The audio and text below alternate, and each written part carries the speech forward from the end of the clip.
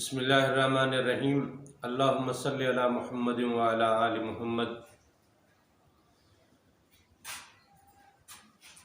شریعت میں اور طریقت میں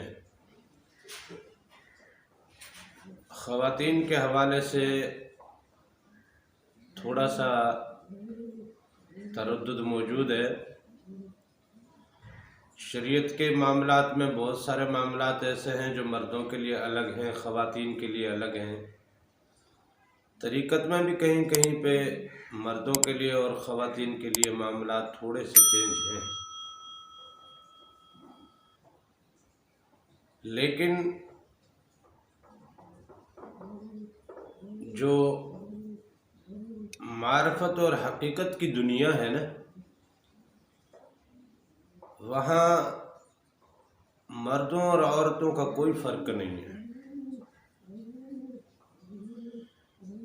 کیونکہ یہ جو معاملات ہیں یہ ڈائریکٹ بندے اور رب کے مابین ہیں۔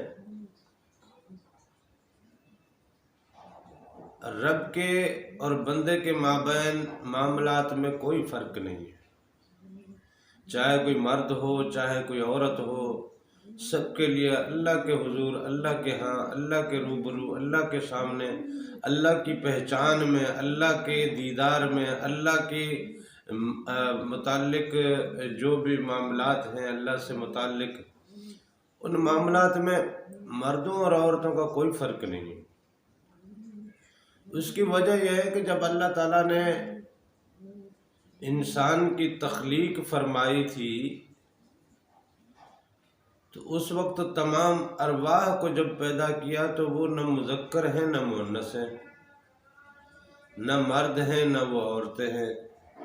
روح تو اللہ کا اذن ہے، اللہ کا اذن جو ہے روحانیت میں وہ اسے مذکر ہی تسلیم کیا جاتا ہے، وہ مذکر ہی ہے، چاہے وہ خواتین کے جسم میں ہو، چاہے وہ مردوں کے جسم میں ہو، چاہے وہ مخنث کے جسم میں ہے۔ روح جو ہے وہ اللہ تعالیٰ کا اذن ہے، اور اللہ تعالیٰ کا اذن جو ہے وہ مذکر ہے۔ لہذا پچھلے اسباق میں ایک دفعہ میں نے آپ سے ذکر کیا تھا کہ فقیروں کے ہاں سے تو ہمیں یہ روایتیں ملتی ہیں، اللہ والوں کے ہاں سے، اولیاء کرام کے ہاں سے ہمیں یہ روایتیں ملتی ہیں کہ طالب دنیا مخنث، طالب عقبہ مؤنث، اور طالب مولا مذکر، کہ دنیا کا جو طلبگار ہے وہ مخنث ہے، اور جو جنت کا طلبگار ہے یا عقبہ کا جو طلبگار ہے وہ مؤنث ہے، اور اسی طرح جو مولا کا طلبگار ہے، جو اللہ کا طلبگار ہے وہ مذکر ہے۔ ظاہری جسم، ظاہری بناوٹ، ظاہری معاملات، یہ دنیا داری کی کچھ ذمہ داریاں ہیں، کچھ ڈیوٹیاں ہیں، جیسے کچھ لوگ امیر ہیں، کچھ لوگ غریب ہیں، کچھ گوری رنگت کے ہیں، کوئی کالی رنگت کے ہیں۔ نسل انسانی کی ترویج کے لیے، نسل انسانی کی توسیع کے لیے، نسل انسانی کو بڑھانے کے لیے اللہ تعالیٰ نے جسمانی طور پہ کچھ معاملات مردوں کے الگ رکھے ہیں، عورتوں کے الگ رکھے ہیں۔ کچھ کو عورتوں کا جسم دے کے ان سے انسان کی تخلیق کا عمل ترتیب دیا۔ ویسے جب تک کسی چیز کا مقابل موجود نہ ہو تب تک وہ چیز بھی نہیں رہتی۔ سفید کا مقابل سیاہ ہے، دن کا رات، بلندی کا پستی، اسی طرح مرد کا عورت ہے، حق کا باطل ہے۔ جب حق نہیں ہوگا تو باطل کا اندازہ نہیں ہو سکے گا، اگر باطل نہیں ہوگا تو حق کا بھی پتہ نہیں چلے گا کہ حق کیا ہے۔ اسی طرح اگر اجالا ہے تو اندھیرے کا پتہ چلتا ہے، اور اگر اندھیرا ہے تو ہی اجالے کا پتہ چلتا ہے۔ لہذا یہ عورتوں اور مردوں کا جو معاملہ ہے یہ صرف اور صرف اللہ تعالیٰ کی طرف سے دی ہوئی ڈیوٹیوں میں سے ایک ڈیوٹی ہے۔ مردوں کے ذمے کچھ ڈیوٹیاں الگ ہیں، عورتوں کے ذمے کچھ ڈیوٹیاں الگ ہیں، اس کے علاوہ اور کوئی معاملہ نہیں ہے۔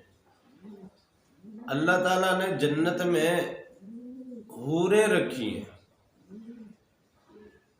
اللہ تعالیٰ نے جنت میں حوریں رکھی ہیں، تو آپ اندازہ کریں کہ جو خواتین نیکوکار ہیں اللہ تعالیٰ ان کے لیے وہاں مرد بھی تو رکھتا، لیکن نہیں،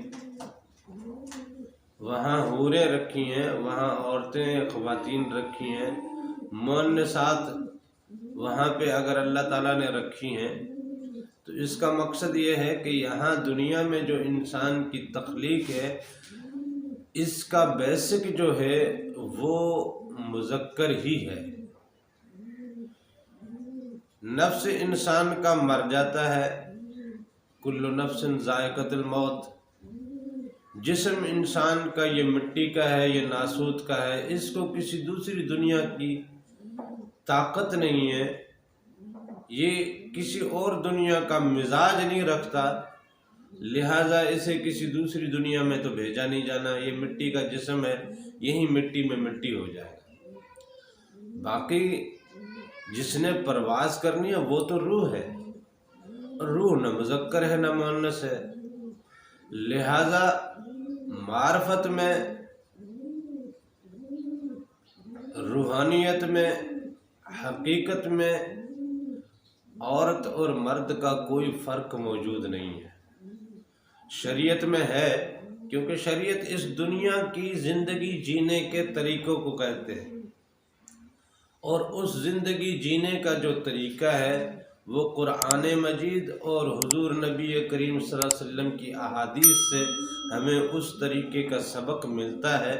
اس طریقے کے مطابق جو ہماری یہ ظاہری کیفیت ہے، کسی کی مردانہ بناوٹ ہے، کسی کی مؤنثانہ بناوٹ ہے، تو ظاہری بناوٹ کے حساب سے اس ظاہری دنیا کے رہن سہن اور اس ظاہری دنیا کے معاملات کے تمام اسلوب کے لیے طریقہ کار بھی مختلف ہے، لہذا عورتوں کے لیے شریعت میں کچھ مقامات پہ الگ احکامات ہیں اور مردوں کے لیے الگ احکامات ہیں۔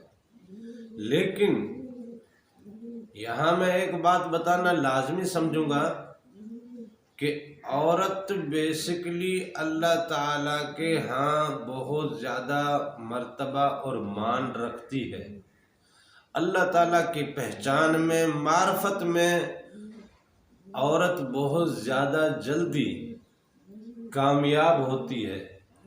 اللہ کے دیدار کے معاملات میں خواتین جو ہیں وہ بہت جلدی کامیاب ہوتی ہیں اور اللہ تعالیٰ کا دیدار پا لیتی ہیں مردوں کی نسبت۔ یہ جو ظاہری بناوٹ کے حساب سے جسے ہم عورت سمجھتے ہیں، معرفت کی دنیا میں، روحانیت کی دنیا میں یہ بہت جلدی مقام پا لیتی ہے۔ اس کی وجہ بتائیے نا، کیونکہ جتنے بھی اولیاء کرام ہیں، جتنے بھی انبیاء کرام ہیں، وہ بظاہر ایک عورت کے جسم سے پیدا ہوئے ہیں نا، اور اولیاء کرام کے ہاں اور صوفیاء کے ہاں اور فقیروں کے ہاں تو یہ روایت ملتی ہے کہ کوئی ولی کسی ولیہ کے ہی بطن سے جنم لیتا ہے، کوئی اللہ والا کسی اللہ والی کے ہی جسم سے جنم لیتا ہے۔ حضرت اسماعیل علیہ السلام کو جنم دینے والی بی بی ہاجرہ ولایت کے عظیم مراتب میں سے ایک مرتبہ ہے۔ حضرت عیسیٰ علیہ السلام کو جنم دینے والی بی بی مریم ولایت کے عظیم مراتب میں سے مرتبہ پاتی ہیں۔ حضور نبی کریم صلی اللہ علیہ وسلم نے فرمایا کہ تمام سلاسل میں جو سلسلہ فقر ہے، فقیری جو ہے، وہ میری بیٹی فاطمہ سے چلے گی۔ تو اس دنیا کی فقیری سلسلے کی جو امام ہے وہ بی بی فاطمہ ہے. تو اس سے آپ اندازہ کر سکتے ہیں کہ روحانیت میں عورت کا بہت بڑا مقام ہے. یوں تو قرآن مجید پورے کا پورا مردوں اور عورتوں کے لیے یکساں نازل ہوا ہے نا، لیکن خواتین کے لیے بالخصوص سورہ نساء الگ سے نازل ہوئی ہے.